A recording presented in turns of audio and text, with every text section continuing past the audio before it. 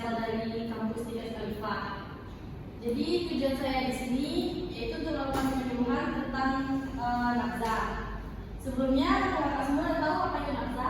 Belum. Baiklah, jadi boleh belajar dulu ya.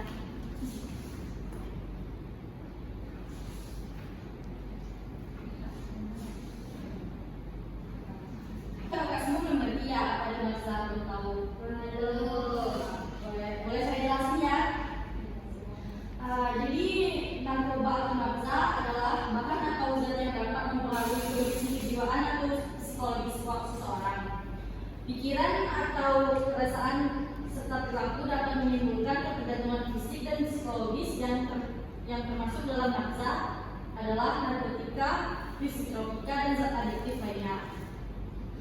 Jenis-jenisnya yaitu 1. Narkoba. Menurut Undang-Undang RI Nomor 22 Tahun 1997, narkoba adalah zat atau yang berasal dari tanaman yang bukan tanaman baik sintetis maupun semi-sintetis yang dapat menyebabkan penurunan atau perubahan kesadaran, hilangnya rasa, mengurangi sampai menghilangnya rasa, dan dapat menimbulkan ketergantungan. Jenis nafza juga terbagi 3, yaitu golongan 1, narkoba yang dapat digunakan untuk tujuan pengembangan ilmu pengetahuan dan tidak dapat digunakan dalam terapi, serta mempunyai potensi yang sangat tinggi mengakibatkan ketergantungan. Contohnya heroin, kokain, dan ganja. Yang kedua adalah golongan 2, narkotika yang berkhasiat pengobatan, digunakan sebagai pilihan terakhir dan dapat digunakan dalam terapi atau untuk tujuan pengembangan ilmu pengetahuan serta mempunyai potensi tinggi untuk menyebabkan ketergantungan. Contoh morfin atau petidin.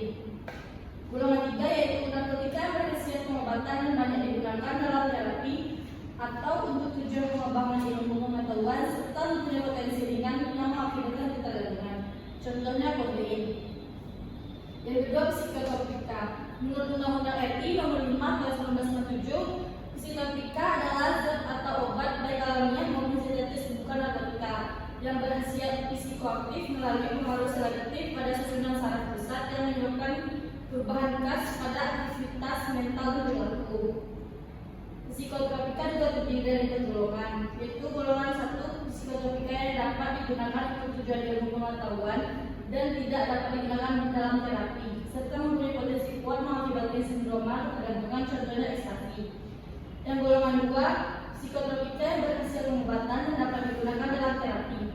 Golongan 3, psikotropika yang berhasil pengobatan dan dapat digunakan dalam terapi atau untuk tujuan umum, ilmu pengetahuan serta mempunyai potensi sedang yang mengakibatkan sindroma ketergantungan. Golongan 4, psikotropika yang berhasil pengobatan dan sangat luas digunakan untuk terapi.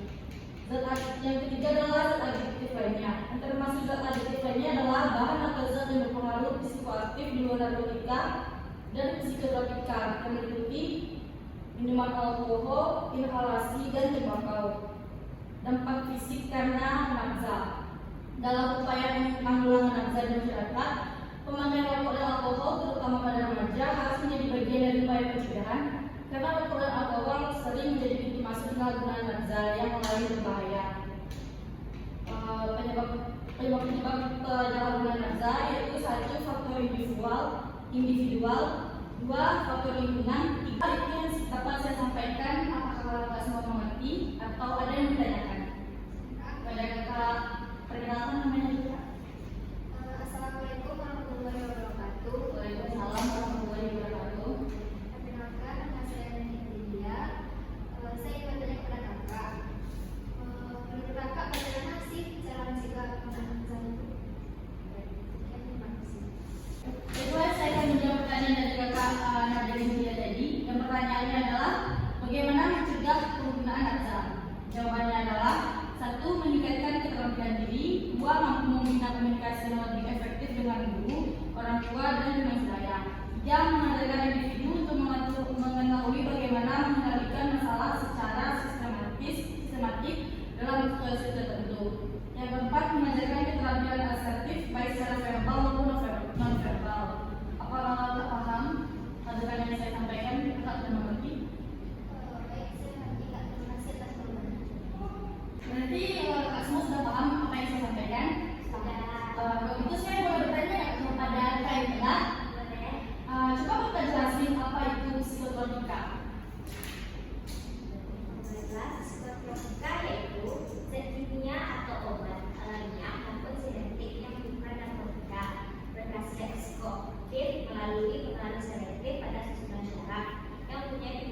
perubahan